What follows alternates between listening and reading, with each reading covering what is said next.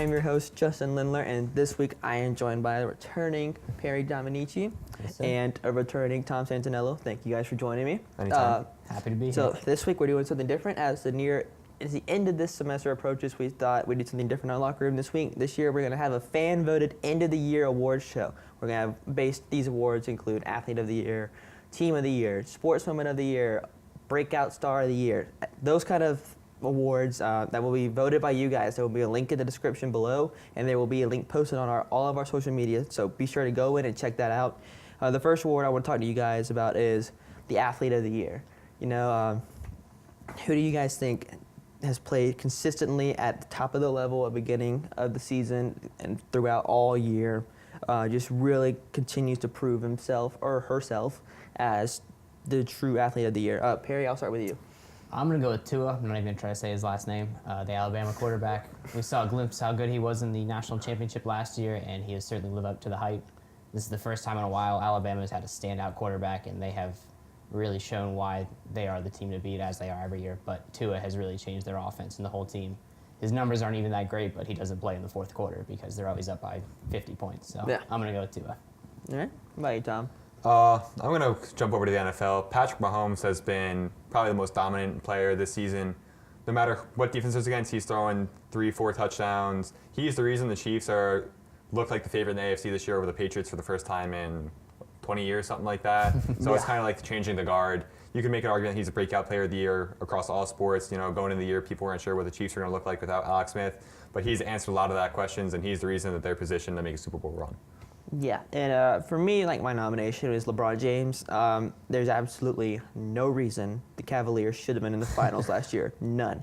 LeBron James carried that team all season. He brought them out of an early season deficit and got them to the playoffs, or got them to the finals, but they got swept by the Warriors. It's the Warriors. But who wouldn't get swept by the Warriors to that point? I mean, he's such a dominant player. He currently he's leading the Lakers now in points per game. He's got nearly 30 points per game, about 8 assists and 7 rebounds. And to continue to do that on such a high level at an age that he's at now, he's getting older, but it's like he's getting better with age, it seems like. It doesn't seem like he's reached his peak yet, which is crazy. So my nomination has to be LeBron James. Yeah, and even off the court, I mean, again, it's been the summer of LeBron with the whole decision thing, and he opened up that school in Ohio. So it doesn't matter in season, off season. We're always talking about LeBron James. So I see where you're coming from there. Yeah, and Athlete of the Year, I guess, could include being a good person on and off the court. Like J.J. Watt, all he did for Houston over the last year with the hurricane. Right. And I think you measure his greatness by how completely the East has changed without him being there. It's wide open now. Now it's wide open. It's been LeBron's conference for the past 10 years, but now it's wide open. And a team like the Lakers, if you don't sign LeBron James to the Lakers are not in playoff contention. You don't talk about them. Now it's do you think? And the way the Rockets have been playing, they're honestly a serious conference finals threat right now. Yeah. So I think he really is the most impactful player in any sport. Yeah. We're going to move on over to the Team of the Year. Tom, I'm going to start with you. Which team has this year just been the outright most dominant team in their sport, respectively? Who do you like? Who do you think is the Team of the Year? I don't think should be much debate over this. You were talking about how impactful Tua has been for Alabama. Alabama's beaten everyone in SEC play by more than 20 points. That's unheard of. They're the most dominant team we've seen in a really long time. They're in a class of their own. That's really all there is to it. Nobody's been able to compete with them. I don't think anybody in the playoffs is going to be able to compete with them, and I think that Nick Saban's going to get another ring. And the scary thing is, Tua's coming back. Yeah. This isn't the end. And every year, there's just 5-star after 5-star after 5-star. This won't be the last time that I'll be talking about Alabama being the Team of the Year. I can promise you that. He's a sophomore. Yeah. He's my age. It's unreal. I remember watching him last year in bed at 11:50 thinking, that kid's out there playing the national championship. I'm in bed watching him, stuffing my face. It's that's crazy to think about. Perry, what about you? But Tua's never hosted locker room, so he has never hosted locker. I got you on that, Tua. Yeah. My Team of the Year is the Team of the Year. My Boston Red Sox dominated Major League Baseball. 108 wins, most in franchise history. Beat 2 100-win teams on the road.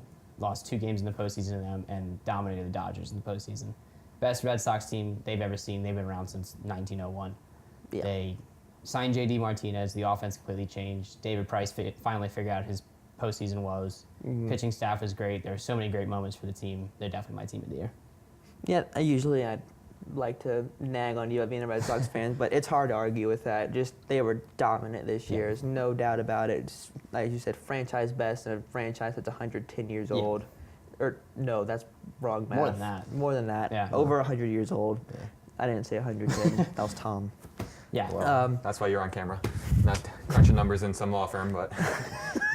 So my team of the year is the back-to-back NBA champions. It's the Golden State Warriors. I hate to say it, but they are a team. They do exist. They are a team. They're a team. Yeah, they are. I mean, you have a team of 5 All-Stars coming soon, starting in their lineup with DeMarcus Cousins coming over in the offseason. They believe they swept everybody. No, they went to 7 with the Rockets, right? They went to 7 with the Rockets. Okay, yeah. So they are consistently dominating. Everyone on that team seems to click. They're all phenomenal players. Everyone's stacking up in the West so they can beat the Warriors. It is the standard to beat the Warriors. That's everyone's goal. Yep. Whenever they're building, especially in the West, when you're building up a season, it's like, all right, how can we contest with the Warriors? To have that kind of an impact, that's easily team of the year for me. And lastly, let's talk about the sports moment of the year. This is why we watch sports, is for moments. We like to see the final score, but you sometimes remember the moments more than you do the scores and how the game ended. Mm-hmm. It's all about the moments. Perry, starting with you, what was your moment this year? Being from the DC area, mine would have to be the Capitals winning the Stanley Cup and Ovi skating around with the Stanley Cup over his head. Just the frustration that city has had with all their major sports teams just never fulfilling any sort of promise. And Ovi being in the league for so long and being one of the greats, but never having postseason success. It was really cool to see that team rally around him. And the Golden Knights was a great story as well, being a franchise, or not franchise, you know what I mean. Right. But yeah, them coming Inaugural in. season. Yep, and their first inaugural season, them coming in, and the Caps still overcoming that. It was pretty special to watch. So I'm going to go with the Capitals and Ovi skating around with the Stanley Cup. Yeah, I think a moment in sports that could be considered moment of the year is the Golden Knights entrance. Yeah. The best entrance in sports. Really weird, but Hands. yeah. It's so great. Yeah. I love it. Tom, what is your moment of the year? I'm actually going to stay in the Mid-Atlantic area. My moment of the year, it was when UMBC upset Virginia, the first 16-1 upset we've ever seen in March Madness. Every year, people were saying, okay, who's going to be the team to do it? We finally had someone do that, and it's crazy. There wasn't just any one seed that was like, in years past, Wichita State was like, well, who'd they play? Maybe they're going to go down. Right. Virginia was, they were above everybody else. They were the top overall seed. Everyone thought that they were going to go to the finals. Everyone thought that they had a really good shot at taking home the trophy and cutting down the nets. They weren't able to do that because of UMBC. And it wasn't even like they won by a couple baskets. They were up by like 30 the entire game. So it wasn't even that they upset them on special like some like free half-court shot. No, they beat them. From start to finish, they dominated Virginia. They beat them. Yeah. Ruined everybody's brackets. And the first night. Yeah, I lost $1 million, but we're not going to talk about that. It's always next year, right? Yeah. Yeah, my moment of the year, you guys talking about these great moments. This guy's not going to want this to be recognized, but it's a moment.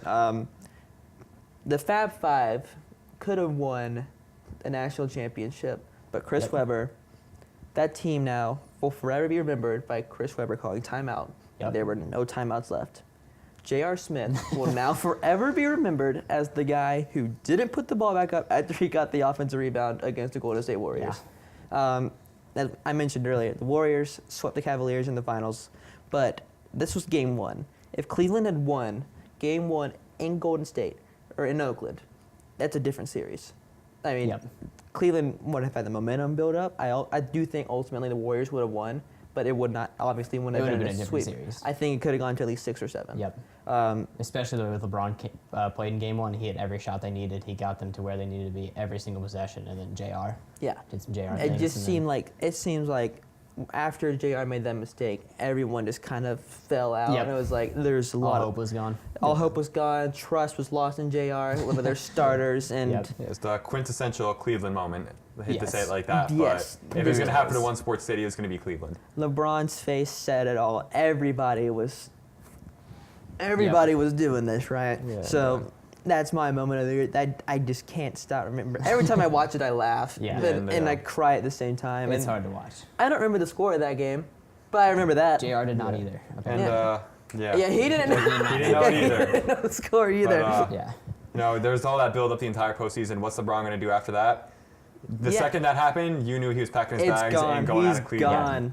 gone. I'm out. You can see it in It his was hairline. done. He gave everything he gone. could in that one game, and JR blew it in 1 point whatever seconds. Yep. Which is crazy because, JR is the one who's always chucking up shots. You would have thought, hey, he's going to get that, he's going to score. And he When passed does it. JR dribble it out? Never. Never. When do you miss a free throw and think, oh yeah, we're winning now? No. That Never. time, apparently. Never assume that.